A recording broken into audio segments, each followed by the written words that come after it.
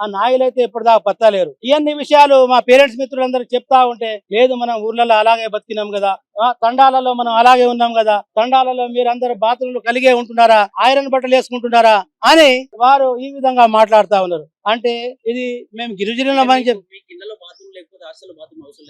మేము అడిగినాం. అడిగితే లేదు మీరు అడ్జస్ట్ చేసుకోవాలా అని వారు అంటా ఉన్నారు. ఆ.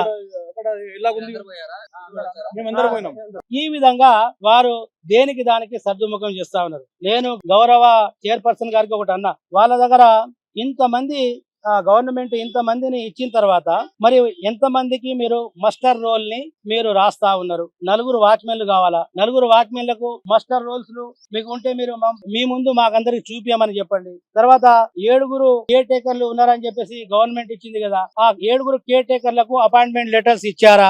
ఇస్తే వాళ్ళకు జీతాలు ఇచ్చినప్పుడు బ్యాంక్ స్టేట్మెంట్లు ఏమన్నా మీరు షో చేశారా? వాళ్ళకి జీతాలు ఇచ్చారా లేదా అని చెప్పేసి ఈ విషయాలని మేము అడిగితే అక్కడ ప్రైవేట్ ఏజెన్సీ వాళ్ళు కూడా దీన్ని పూర్తిగా వాళ్ళు నిర్లక్ష్యంగా వేస్తున్నారు. పూర్తిగా నిర్లక్ష్యంగా వాళ్ళు సమాధానం చెప్తా ఉన్నారు.